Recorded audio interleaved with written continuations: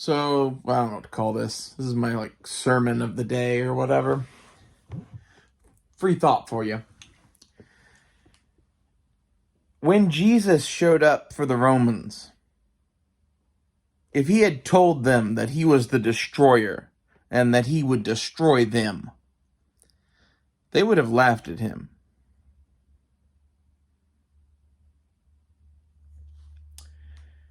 But that's really what he was. A lot of people don't see that. Everyone sees that, oh, he's the savior of the whatever. My view of history, basically, is that every 100 or so years, things get shaken up, and things could go evil or could go good. And in these moments, the destroyer comes. Fucking like Gozer and fucking Ghostbusters. Imagine that. And I think that this destroyer is a angel, basically, incarnated in human form here.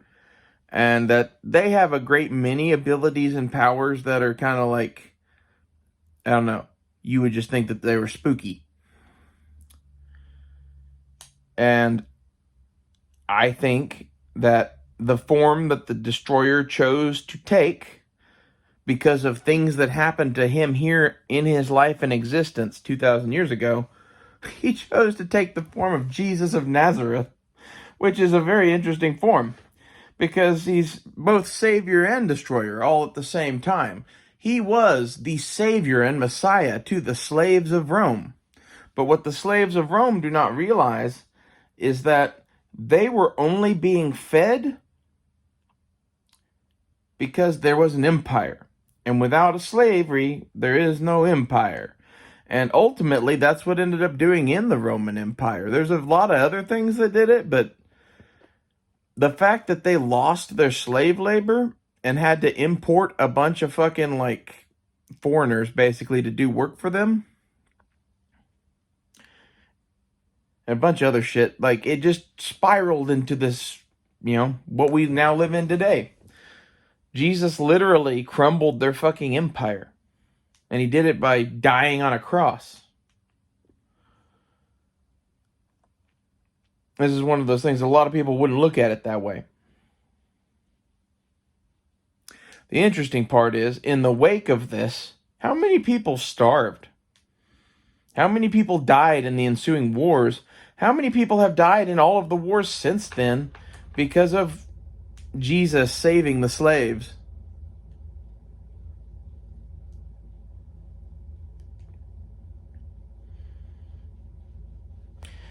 Just because something is good doesn't mean it's all good. Everything good is bad from a certain point of view. Everything bad is good from a certain point of view. Your grandma dying from your point of view is bad. From the point of view of the universe, she lived a really good long life. She's 90 years old. Time to go.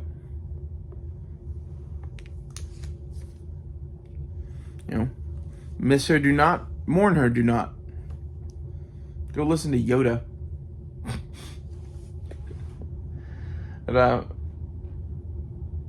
This just occurs to me that basically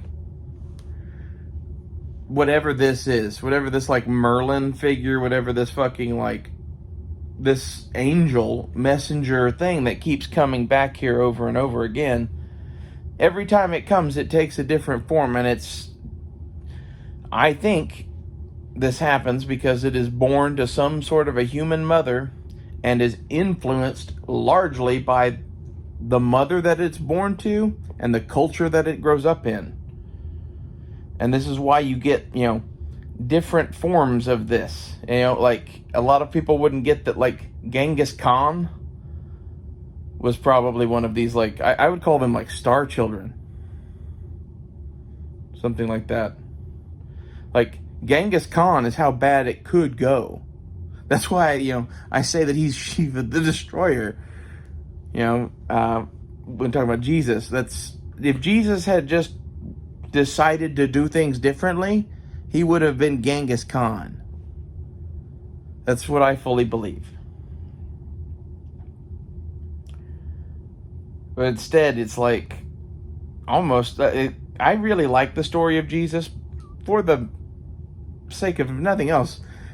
It's like giving someone a pinprick through the heart that just makes them fucking drop dead in 2 days.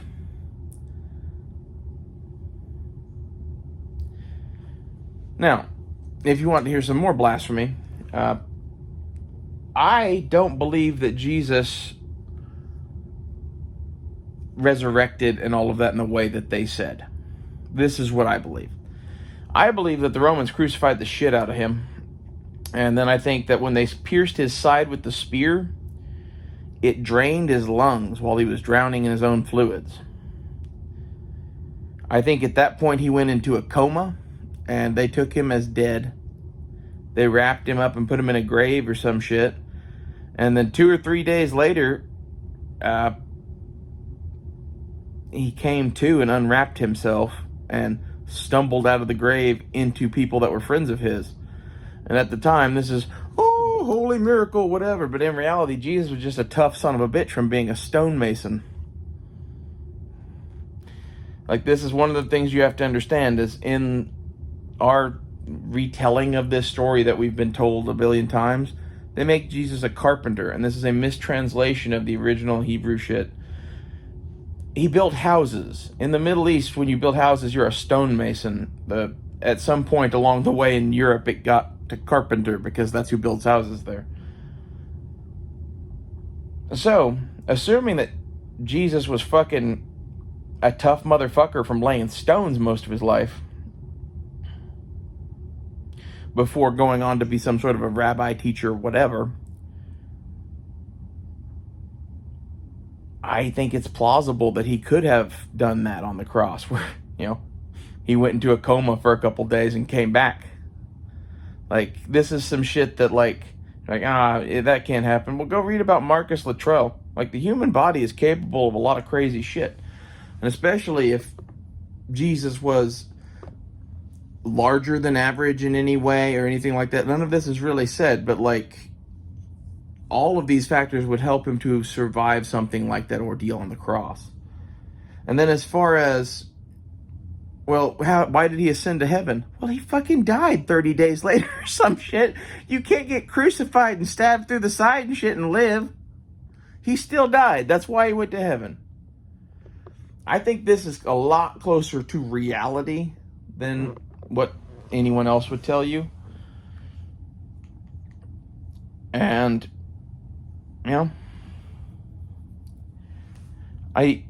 I've meditated on this a lot. I've read about this a lot. And this is kind of what I believe.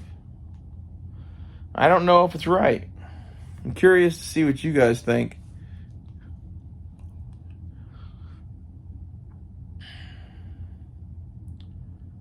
I think it's interesting that freeing the slaves of Rome destroyed Rome. To be clear, there were, the people in the countryside of Rome that lived in the villas and whatever that still worshiped the pagan gods and whatever. There was a point in time in Rome where they literally watched their empire change completely before their eyes, and then watched their slaves get made illegal, and then watched the Vandals come in and shit to fucking sack Rome. It would have been a trip. That's kind of how I feel now, really. Whatever's going on in the world is this entity, or maybe multiple entities, are here now on missions from God, and they're doing shit. And I think long term, it's going to be great. Short term, I think I would prep for disaster.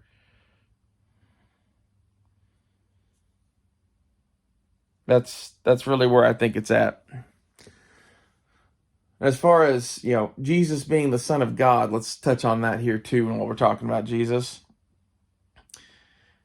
I don't believe this anymore. And the reason I don't believe this anymore is because there's so much of Jesus' story and everything that got flooded in from the Roman cult of Mithras that eventually just kind of became the religion of the empire, because Mithras was not Jesus-y, and the type of shit Jesus would be teaching was never going to be popular in all of Rome. And it's one of those things that they had to play the telephone game long enough to fucking come up with something that everyone would agree on or whatever.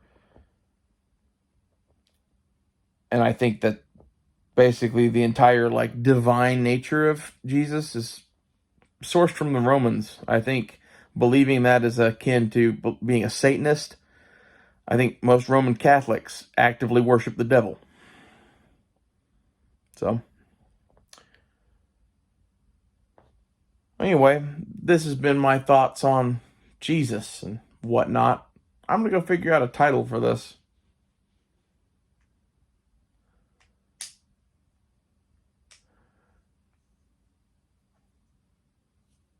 The interesting part would be if Jesus wasn't even a real person. Like, that's a whole nother can of worms. I don't believe that, to be honest. There's too many different sources all talking about him from different angles that, like, even the fucking Muslims agree that Jesus existed. And they should be the ones that if anybody was like, oh, fuck Jesus, it'd be them. Like, they're on the opposite side of almost everything from us, and they agree on that shit. This is some of the stuff that has me thinking, there definitely was a Jesus. He definitely did some crazy shit. And from the looks of it, it was all simple tricks and nonsense that ended up getting, done exactly the right way, which really tells me that God was involved. And like you could say at that point, is he the son of God then because God is acting for him? I'm like, I don't think God has sons like that. Like, unless you want to consider him one of like the angels, like those could be like the sons of God, I guess. But like even that, I don't buy that. I think of those as like, if we live in a multi-dimensional universe or something with different planes of existence, they're on like a higher plane of existence than us. They aren't like some dude in the sky's sons. Like, I kind of find all of that notion just to be a little ridiculous. Although, there is something to be said for the fact that the people that wrote the Bible were hip deep in like the ancient Greek knowledge and beliefs and shit. And at that time, basically everybody believed that Zeus or whoever would come down and bang some chick and get her pregnant with a demigod. I just don't think that Jews would have thought that their Messiah was a demigod. In fact, I'm pretty damn certain that they would not have believed that. Anyway, see you guys later. When it comes to religion, embrace light, love, life, nature. Like, also, like, I personally find God in arms and weapons, but like, that's not everybody's thing. Like, it's like I like view them as defensive tools, not as like weapons to slay people with. And especially in like some of the old arms and armor and shit, I just see God in all of that.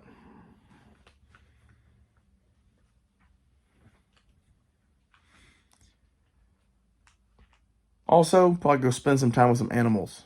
Animals are cool. See you later.